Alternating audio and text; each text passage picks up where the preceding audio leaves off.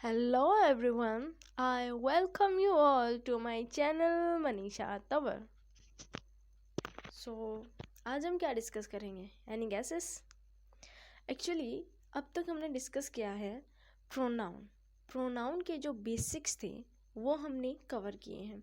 इसके kinds of pronoun हमने cover किए हैं, बट ये काइंड्स ऑफ प्रोनाउन तो हमें स्कूल में ही पढ़ाए जाते हैं, है ना। ये तो हमें सबको आता है। ये जो चीज़ अब तक जो सिखाई गई थी वो सिर्फ एक आइडेंटिफिकेशन था। यूँ समझ लीजिए कि एक फेमिलैरिटी थी कि आपको बस एक पहचान करवाई गई है कि ये प्रोनाउन है, इस तरह के वर्ड्स होते हैं, ये इसके टाइप होते हैं। लेकिन जो इम्पोर्टेंट थिंग है वो अब है। वो इम्पोर्टेंट क्या है? इम्पोर्टेंट है प्रोनाउंस के रूल्स।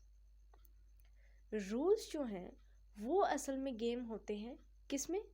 जब हम कॉम्पिटिटिव एग्ज़ाम्स के लिए बैठते हैं तब यही वो रूल होते हैं जो हमें फंसा देते हैं, और अगर हम सीख लेंगे तो यही वो रूल्स हैं जो हमें एग्ज़ाम को पार करने में मदद करेंगे। और नॉट ओनली इन एग्ज़ाम, अगर हम स्पीकिंग और राइटिंग की भी बात करते हैं तब भी हमें ग्रामर्स के रूल्स का पता होना ज़रूरी है। और ग्रामर्स के रूल्स में ऑब्वियसली जब प्रोनाउन का चैप्टर हम कर रहे हैं तो हमें प्रोनाउन के रूल्स हमें अच्छे से देखने होंगे। So don't miss them, you cannot afford to miss them. अगर इन्हें मिस कर दिया तो आप न तो एग्ज़ाम्स में कंफर्टेबल हो पाएंगे और न ही लिखने में और बोलने में कंफर्टेबल हो पाएंगे। जब जब भी आपको प्रोनाउन के सेगमेंट आपको सेंटेंस में यूज करने होंगे आपकी दिक्कत बनी रहेगी। लेकिन अगर आप ये वीडियो देख लेते हैं तो I am sure, I can guarantee you कि there will be no problem.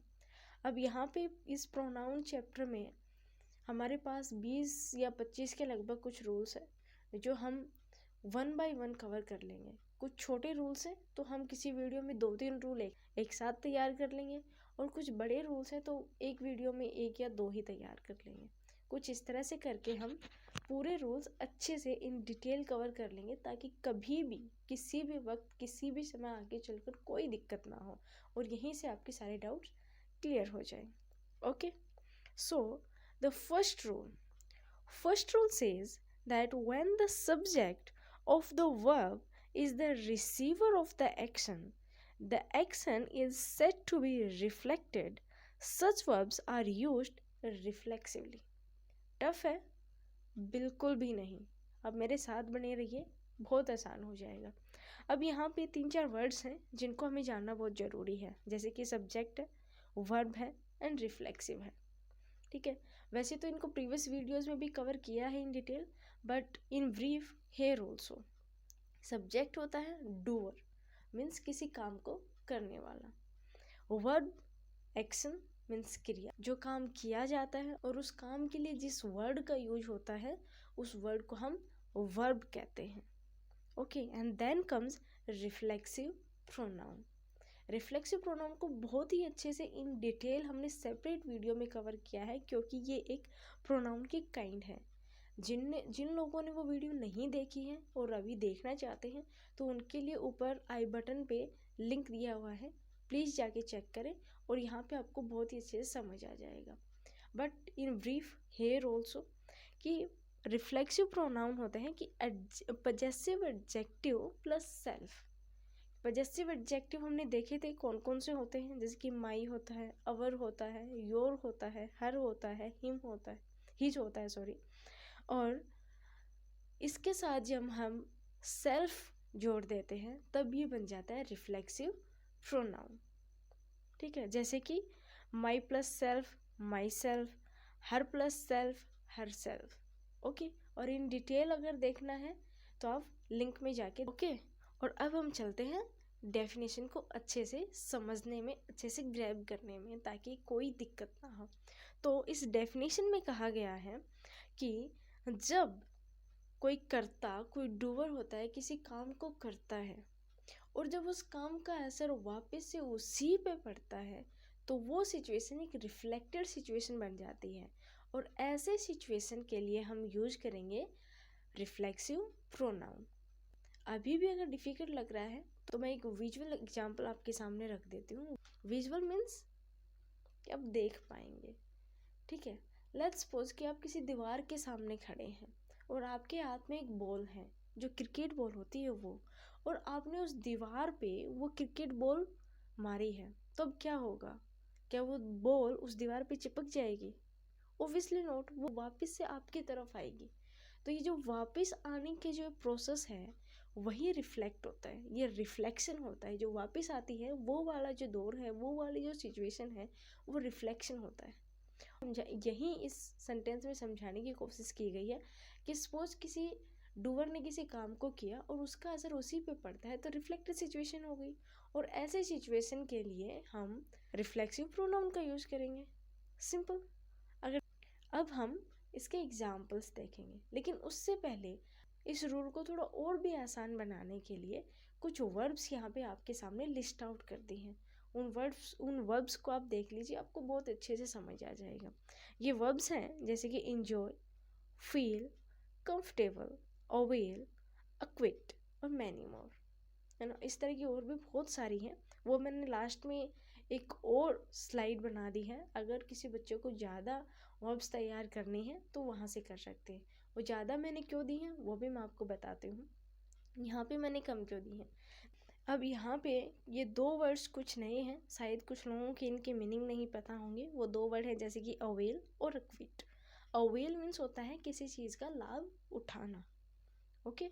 और अक्विट मीन्स होता है कि किसी मुद्दे से या फिर किसी इल्ज़ाम से बरी हो जाना। जैसे कि किसी पे कोई केस लगा हुआ था और वो बाइज्जत बरी हो गई, तो ऐसे सिचुएशन के लिए हम वर्ड यूज करेंगे एक्विट।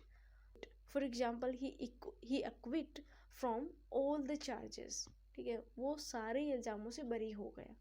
तो ऐसे सिचुएशन के लिए हम एक्विट यूज करेंगे, ओके। अब अगर आप इन वर्ब्स को ध्यान से देखेंगे तो इनसे समझ पाएंगे कि ये वही वर्ब्स हैं जिनका असर खुद पे ही पड़ता है। इसके इंजॉय करेंगे तो ऑब्वियसली खुद पे ही होगा, फील भी खुद से ही होता है, कंफर्टेबल भी खुद को ही किया जाता है। अवेल जो मैंने अभी बताया कि लाभ उठाना होता है ना, किसी को लाभ देना नहीं, खुद ही लाभ उठाना, ठीक है, तो वो खुद पे हो गया।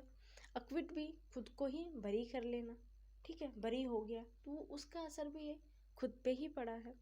तो ये कुछ वर्ब्स हैं। एग्जाम्पल्स बहुत ज़रूरी होते हैं जो कि अब हम देखेंगे।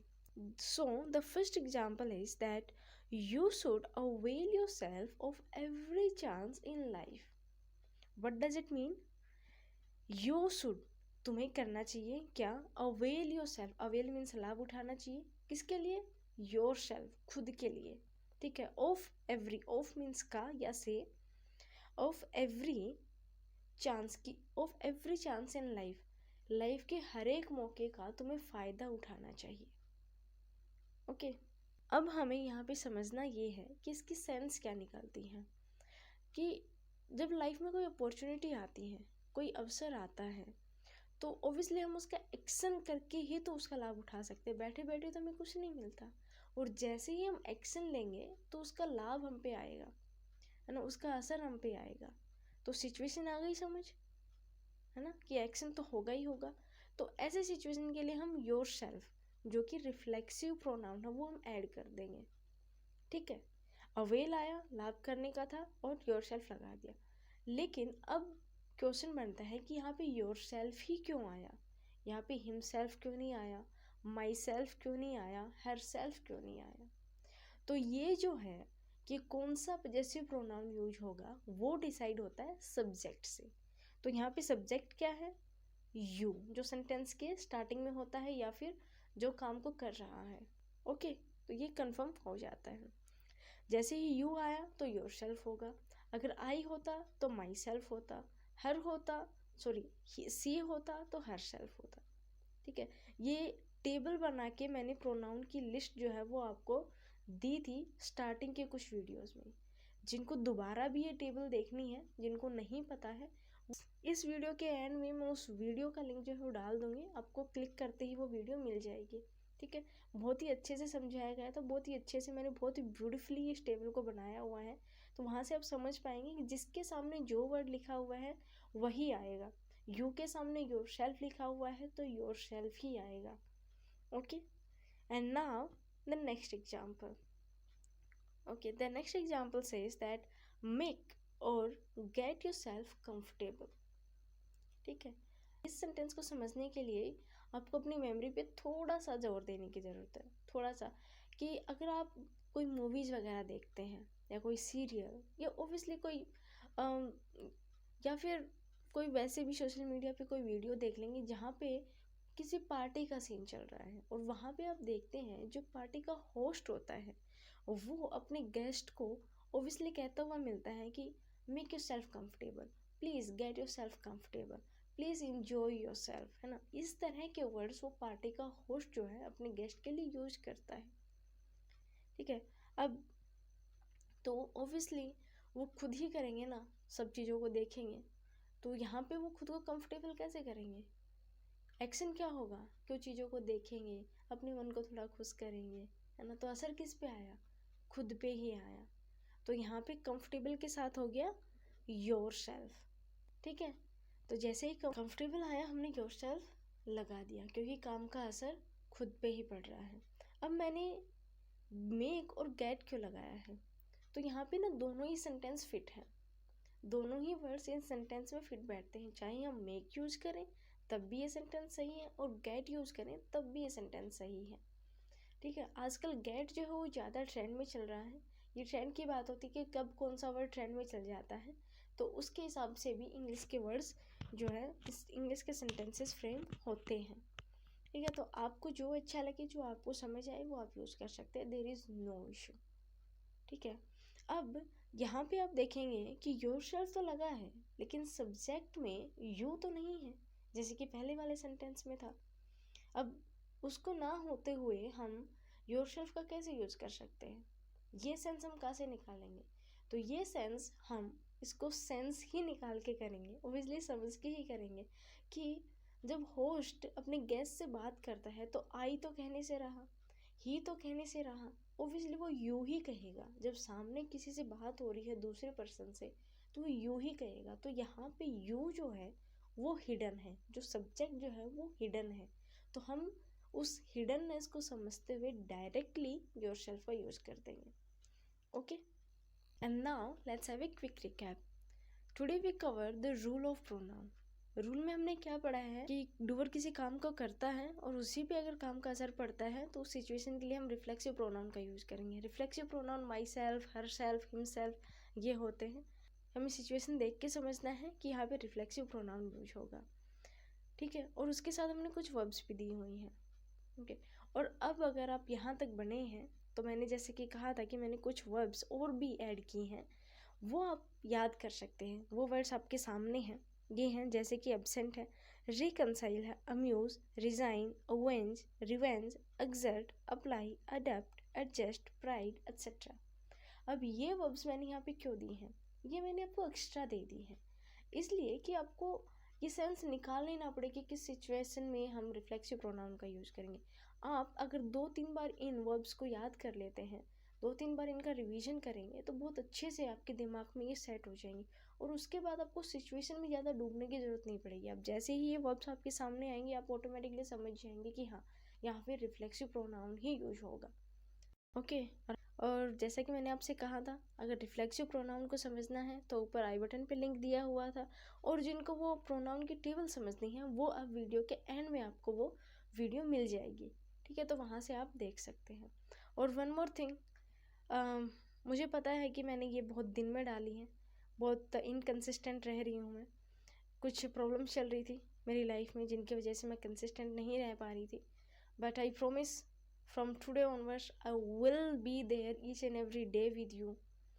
ओके, हर दिन मैं आपके सामने एक वीडियो के रूप में प्रेजेंट होती रहूँगी, और बदले में मैं सिर्फ आपसे इतना ही चाहती हूँ, अगर आप इन वीडियोस से कुछ सीख पाते हैं, कुछ हेल्पफुल आपको लगती हैं, तो प्लीज़ आप चैनल को सब्सक्राइब करें, वीडियोस को लाइक करें, अपने फ्रेंड सर्कल में भी शेयर करिए ताकि मुझे भी कुछ सपोर्ट मिलता रहे, मुझे भी कुछ एनकरेजमेंट मिलता रहे। मैं हर रोज़ तो कहती नहीं हूँ हर वीडियो के साथ कि please like, share and comment, है ना। आपको अगर पसंद आती हैं, आपको अगर समझ आती हैं, आपको लगता है कि हाँ इन वीडियोस को देखने से हमारे डाउट्स क्लियर होते हैं, कुछ आसान लगता है, तो please do that, don't forget that. ठीक है, इनके बिना ये चैनल नहीं चल पाएगा। So that's all for today. Thank you so much. Stay tuned, stay healthy. May God bless you. Jai Hind.